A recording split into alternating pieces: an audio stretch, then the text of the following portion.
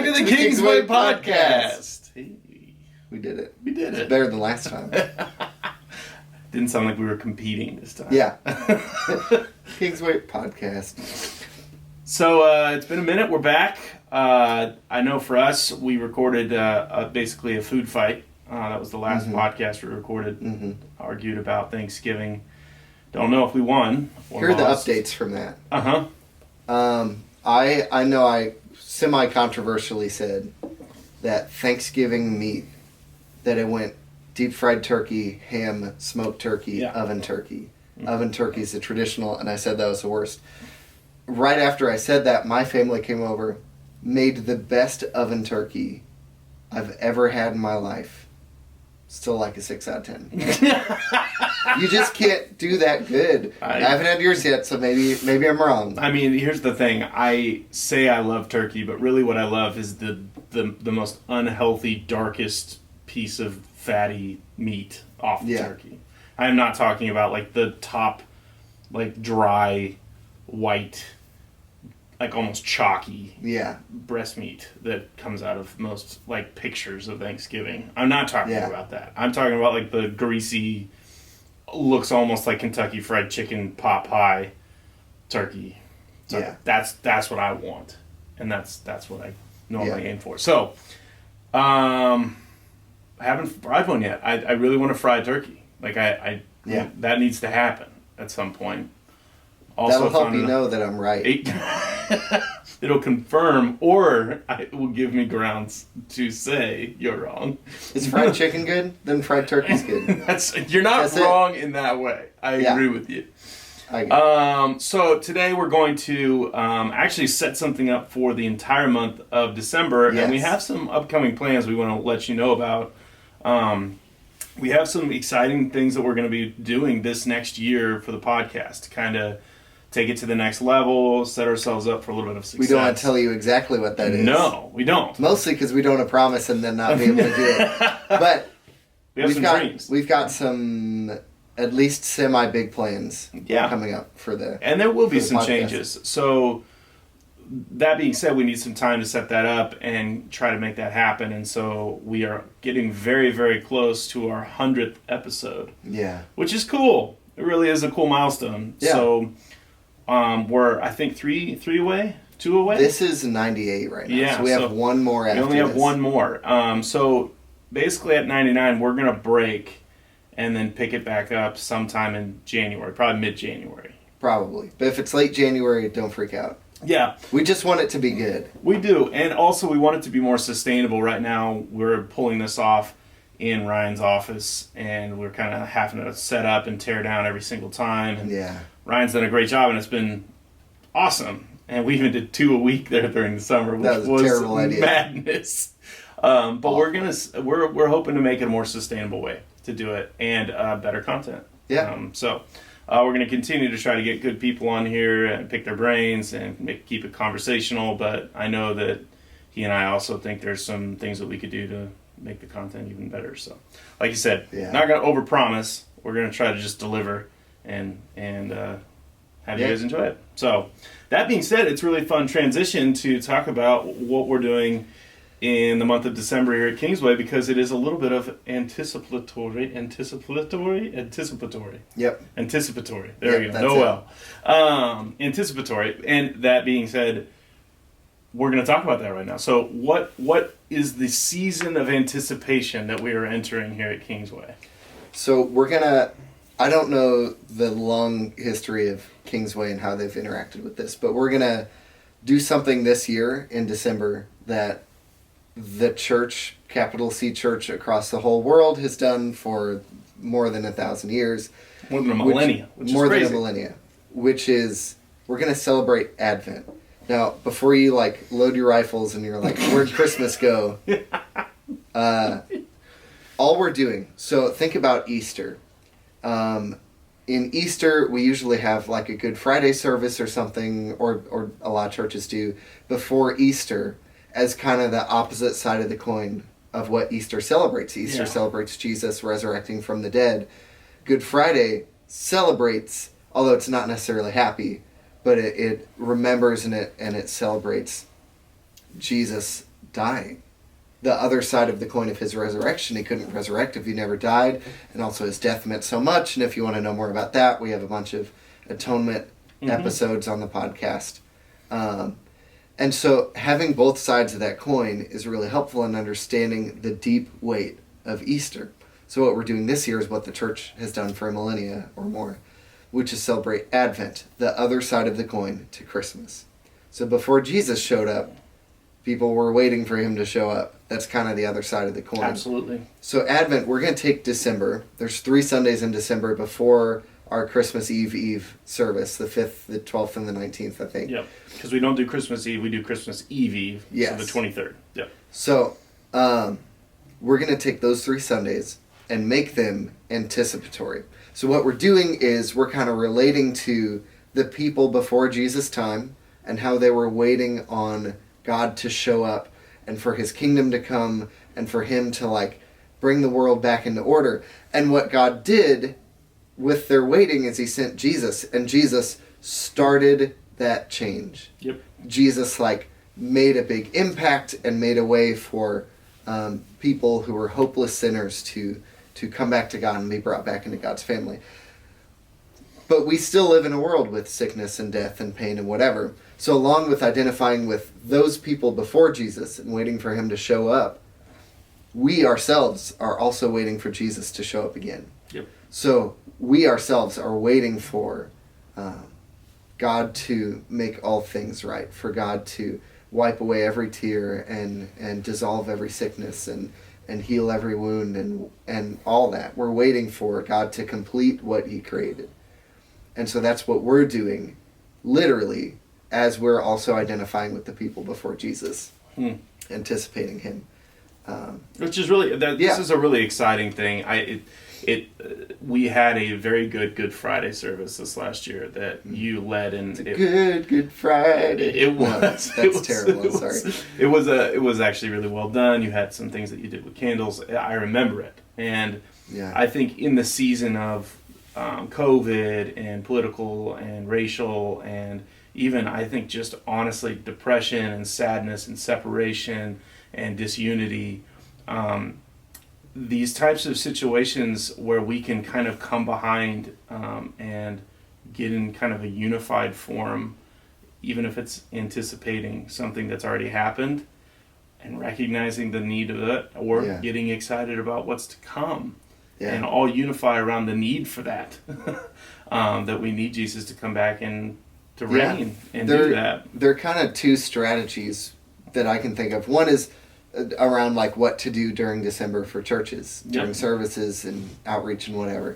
One is what I've mostly grown up with, and maybe I'm wrong. Maybe there was it was different, but the way I remember it growing up is that we sang Christmas songs from the moment, like from the Sunday after Thanksgiving, and they were all happy and about Jesus showing up. But then he showed up later, so we were like preemptively doing those, and it was a time to like try to be preemptively happy. And so psychologically, whatever, like December and the beginning of winter is the most depressing time in the year. There's the least sunlight because Christmas is near or on the winter solstice. I don't know. Close. Anyway, so it's a really tough time in the year because of that. And on top of that, it's a big family holiday. So it's a tough time of the year if you've lost people and all that. And there are 2 strategies to deal with that. One is try to infuse as much happiness, pump it in there, and just like grin ear to ear, whether or not you're feeling it, and crush be like, the Grinches. "This is and that's a strategy, and I'm sure it's good for some people. Whatever. There's another strategy that says you're hurting. You're not weird for hurting. You're not weird for like feeling a little more depressed just because there's less sunlight out. You're not weird for like any of these things you're feeling, and lean into it a little bit, but meet that with the hope of Jesus rather than just don't be sad." Yes, and I think my favorite part about why we're approaching it this way is because I think we're kind of meeting people where they're at, like Jesus did. And we haven't done this before at Kingsway. It's going to be a new thing. We're trying, and it's part of the reason why we're putting it even on the podcast is because we wanted to do kind of an intro to get as many people to kind of had questions about why we're choosing to do things this way. Why does it feel a little bit lower? Why are we not just playing the movie Elf on repeat and like getting everyone hyped? You know what I mean? Like singing loud for all to hear. You know, bringing Christmas cheer. It's not because we want to be depressed and sad and like. You know, it's more of like we want to recognize that we need Jesus and that we needed him when he came and we need him to come back. And so there's hope because Christmas, I think, or our Christmas Eve, and then I think our Christmas morning this year may actually be filled with hope, filled with joy, filled with excitement that in years past has felt fake. But in this year, maybe it will feel real, fresh, new, and that hope might creep in a different way than just fake joy and happiness that's brought on by materialism or, you know, the crowd of people getting excited around you. Yeah, and it's another part of it is like this Christmas has already been invaded with materialism and microwave spirituality. What I mean by that is like the 30-second button on the microwave. You don't have to wait 4 hours for your turkey to cook. You just hit the 30-second button impatiently until your turkey leftovers are cooked. It's like I get what I want when I want it, which is right now. It's very me focused. It's very like impatient. On your timetable, not someone else's or but waiting the bigger picture. Waiting is very others focused. Like you're waiting for that turkey to cook while you're going to hang out with your family or hide out in the bedroom. No, I'm kidding. But like waiting is reliant on the other. And so we don't have a lot of waiting in our lives at all, especially in this season. And it's good to acknowledge that waiting is just a part of life, that waiting is a part of relying on God, that waiting can be good. Oh, absolutely. Yeah. I think there's an exciting part of this that is, maybe it's super childish for me to think of it this way, but I remember being a child and excited for the gifts that I would receive on Christmas morning.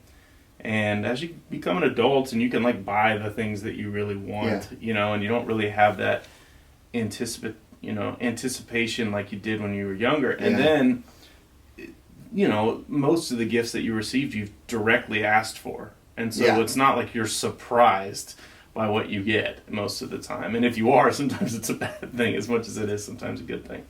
So in this, I feel like we're almost building a little bit of it's a slow burn. And it's going to be a little bit of a new way to approach it for, especially me. I've never done this like this, so I'm more comfortable, I think, because I feel like it's a truer form of how Christmas is meant to be kind of thought about, where you're thinking about this, you're recognizing your need for this, you're hoping, but then I think God delivers more than we can ask or imagine. So this gift that's coming, it's not like we have to spell it out to him, tell him exactly what we need, and then he just shows up and he's just enough. It's like he shows up and he's more than enough. So, you know, for me, there's a part of this that it feels like this is the healthiest thing that we can do to kind of hit the reset button on understanding the importance of Christmas. It's all that anticipation and neediness from Good Friday to Easter and from Advent to Christmas.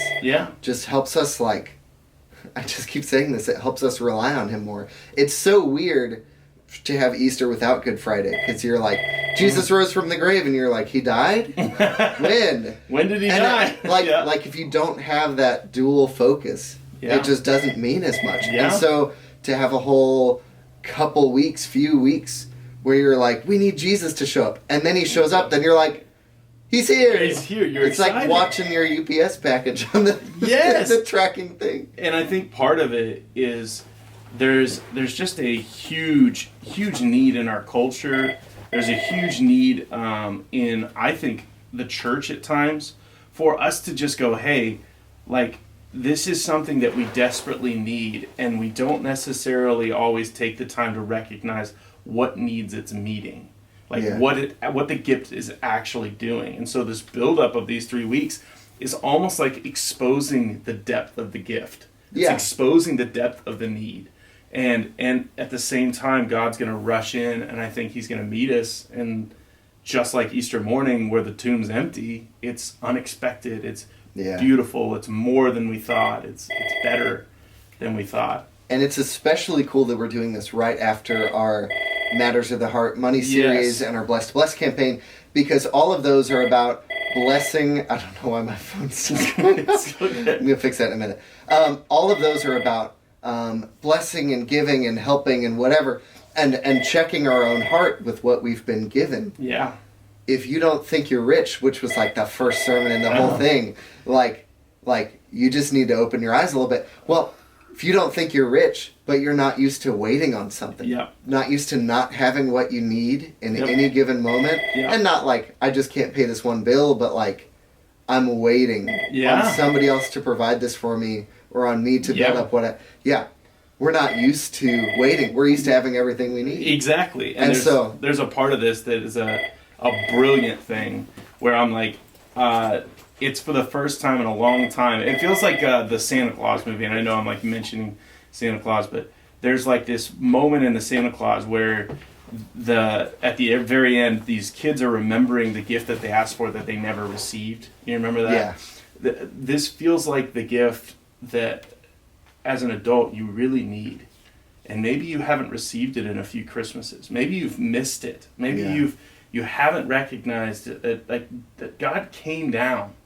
Emmanuel. There's a part of this that I'm excited to feel it. Like, I'm excited to recognize that's the real gift. And I know we say, like, you know, don't take the Christ out of Christmas, and like don't like remove Jesus from the season. But in my mind, it's not just about celebrating that he came. It's about recognizing we need him again. Like, we need him to like come back someday and like finish the kingdom work that he started. Christmas is about Jesus showing up, about him being God, but incarnating into human flesh, becoming a man, and living a life like that.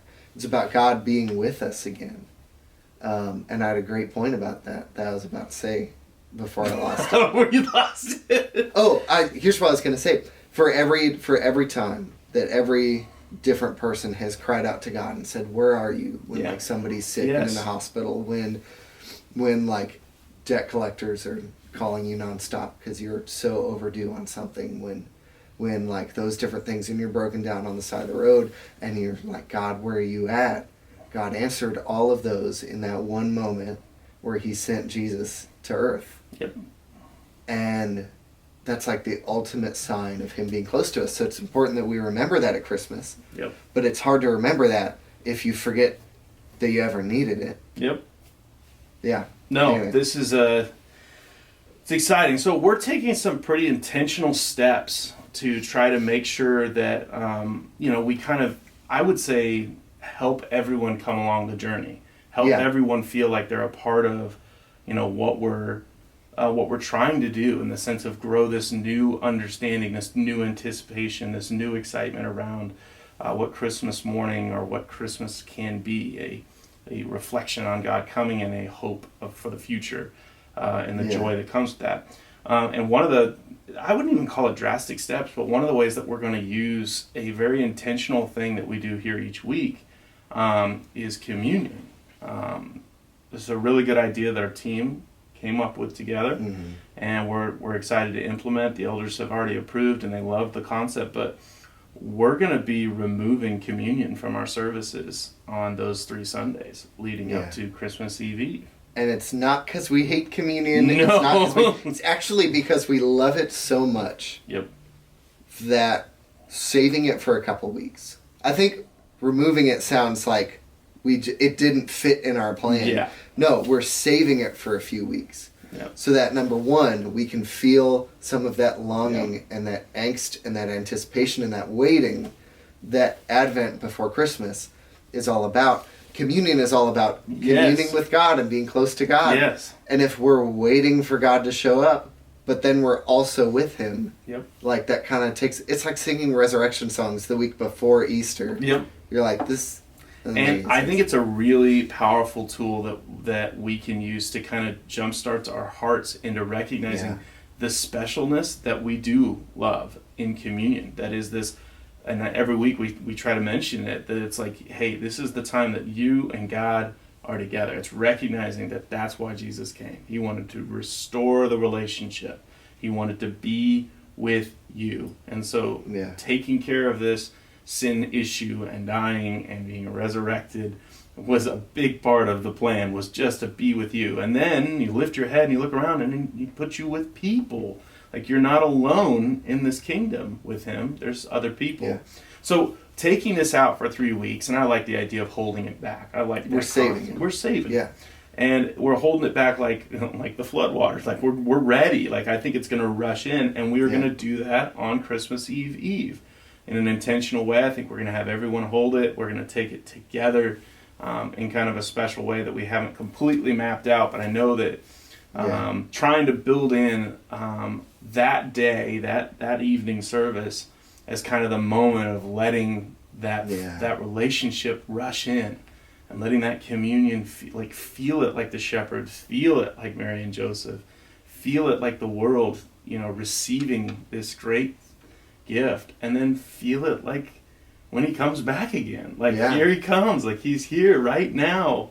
So if you already know that you're not going to be with us on Christmas Eve, we still invite you to make that the day that you celebrate in some way. You can buy your own grape juice and your own bread or whatever, or whatever else you want to do to symbolize it, or make your time with your family that Christmas. Yep. That time of communion, that time where you're re-communing with God and with everybody else. But instead of communion in those 3 services, those 3 December services before. We're not just leaving a void. Yeah. We're not just like, well, I don't know. Okay, let's leave. We're going to intentionally make those times still prayerful times, but prayerful times of anticipation. We're going to have prayer prompts and other little special things to help you make the most of your anticipation in those moments. Yep. Acknowledging that we're not taking communion right now. Yep. Because we're waiting for, Jesus to show up on Christmas like he did 2,000 years ago, and for Jesus to show up again where we'll commune with him. Yeah. A lot of people think the Last Supper right before Jesus was arrested and crucified, that's a good picture of communion. Also, Revelation 19, 20, the wedding supper of the Lamb. Yep. That's another feast where we rejoin Jesus. Yeah.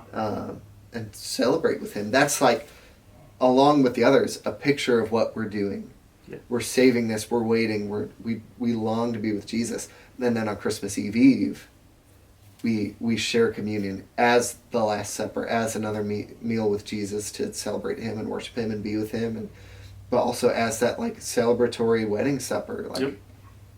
He's here. I'm stoked because each of these weeks have a theme. They have something that we're gonna kind of pull in and unpack, and then get kind of anticipate in a unique way.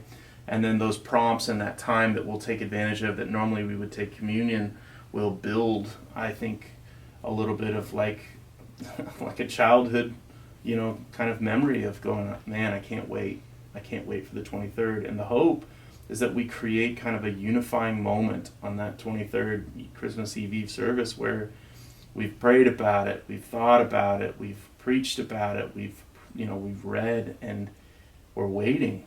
And here it is. It rushes in, and it's a fresh and new. Yeah. I'm anticipating that it's going to be a powerful service and a powerful time. Yeah.